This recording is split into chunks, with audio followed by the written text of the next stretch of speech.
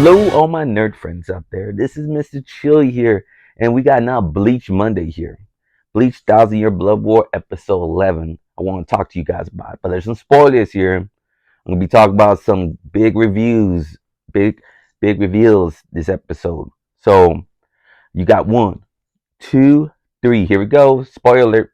Alright, now we found out because Ichigo is in a journey to find himself out. He's in depressed mode. He got basically kicked out of being a Soul Reaper. He can't basically fix his sword. Can't fix his can't get his Kenpakuto.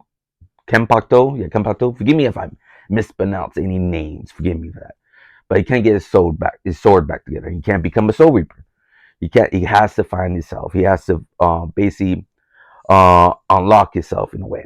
And the only way he can do that is learn more about himself. Learn about his mother that he never got to learn. He doesn't know who she really is, and that's where his father comes in. Say now it's time to tell you your full backstory, why you're not just an ordinary human. Obviously, he's not an ordinary. He became a Soul Reaper, but before he became a Soul Reaper, he was something different. He was something special, and that's pretty cool. We got to learn more about him. That his mother was actually a Quincy. And that's she actually in this episode shows she was pretty badass Quincy as well. Like whoa, because right off the bat we learn about his father Ishishin Kurosaki, his father, and he basically was a captain of the Squad 13, one of the captains of Squad 13, Squad Division 10. That's pretty cool. I like that part. I didn't know that he was at. I know he was a Soul Reaper, but I did not know he was a squad captain for part the Division 10. I believe they mentioned that before. Maybe I'm not sure. Comment below. Did they mention that he was squad captain of the 13 Court Guard, and he was Division 10's captain as well? Did he mention that? Did he mention that before? I don't know. I'm not really sure. But anyways, that was cool. Then we learned that Aizen had more part of his family meeting. So you know that kind of Aizen did his own downfall. You thought about it. He sent this Black Hollow. He created this Black Hollow that actually was pretty cool.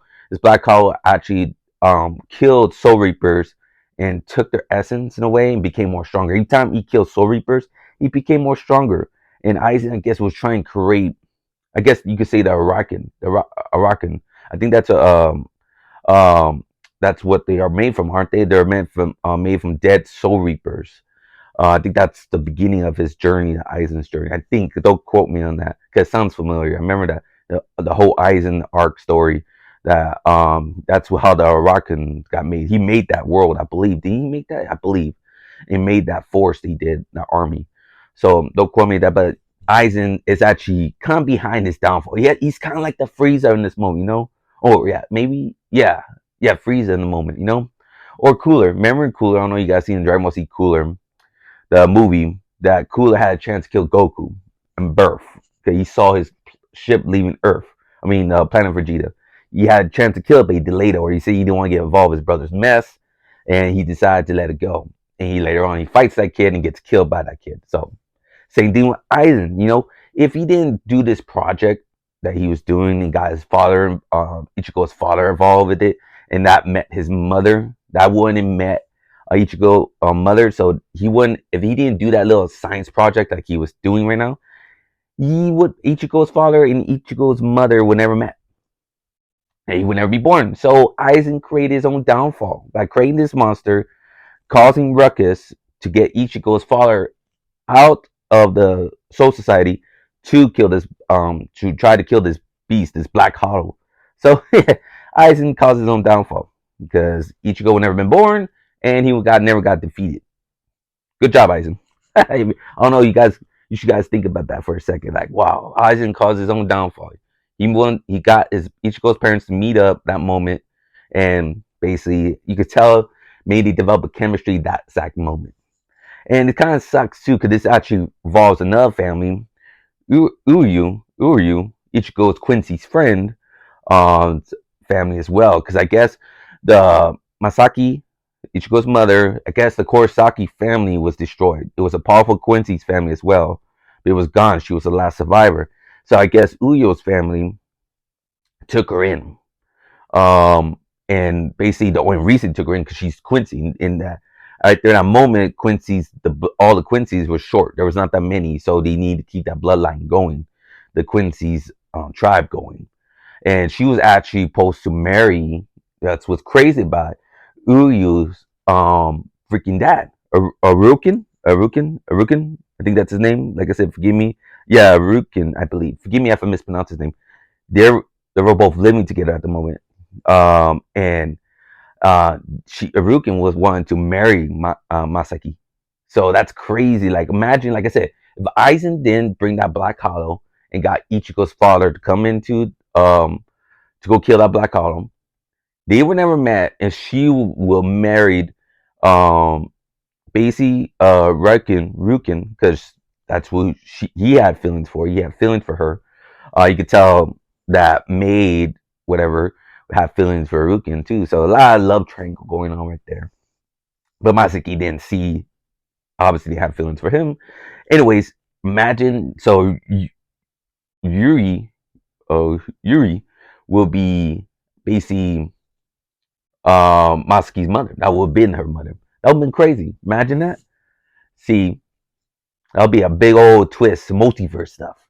Nah, would that be crazy to do like an episode that happened? Like Ichigo was never born and Yuri was Masaki's daughter.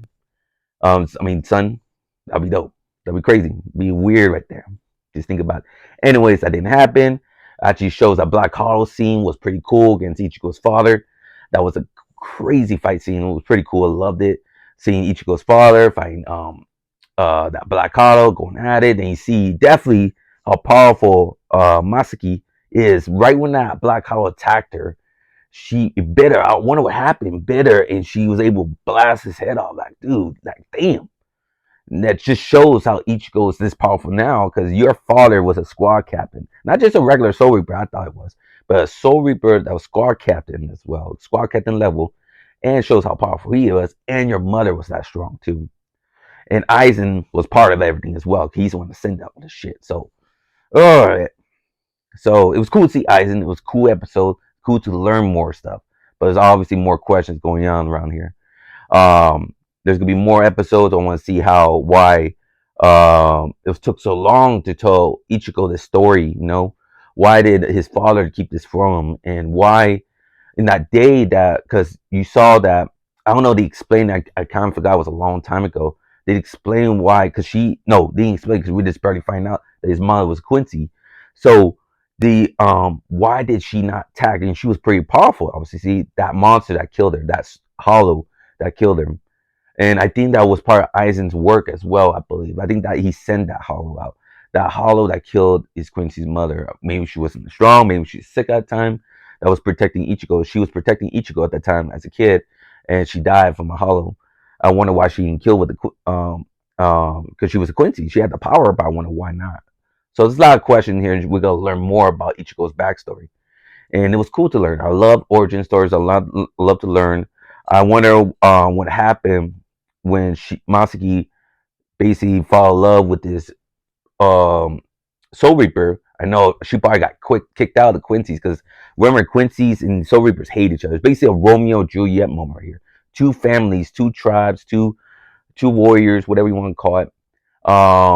Two families basically hate each other. That's like I said, Romeo and Juliet. Soul Reapers have family, but two organizations don't like each other. They're enemies. They will war with each other, and you got two that fall in love with each other. Ichigo's father, Ichigo's mother, and basically they both kicked out. They both became civilized. That's what it is. That's what happened in a way. I don't think he got kicked out. I forgot what happened to him. I wonder why he stayed. So we're gonna learn a lot more about Ichigo's father. He left the Soul Reaper for her, and she left the Quincy organization for her. Obviously, Rukin knows about meeting that father, basically, Ichigo's father. So he's seen that relationship. He probably hate. That's why he don't. Maybe I think he kind of despise Ichigo in a way, because his mother. I think yeah, you never see them reacted to each other. You know, Ichigo's um Ichigo or Uyu's father, Rukin. So that's pretty crazy. You know, he probably feels like I'm gonna throw some Harry Potter stuff out there too. You know, Snake.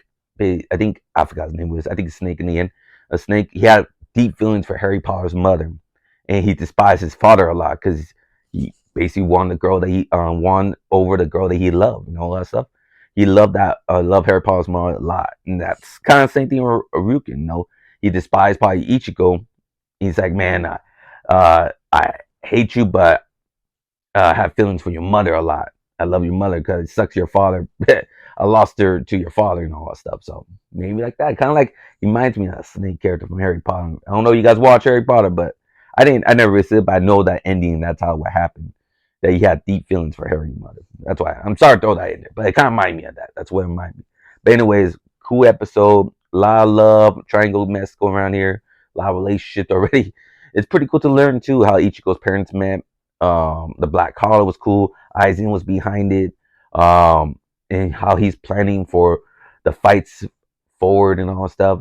I love the history of the Soul Reapers, the stories behind. I love when they go time. We get a lot. It's a lot of episodes begin a lot of flashbacks about uh Kenpachi's backstory, about Unohana backstory, about Captain Yamamoto's backstory. We're getting a lot of backstories of characters, and that's what's pretty cool about this season. We're learning more about the characters we like and love watching, and that's dope. I hope we keep learning more about all these characters, about backstories, and all that stuff. Hope we can learn more.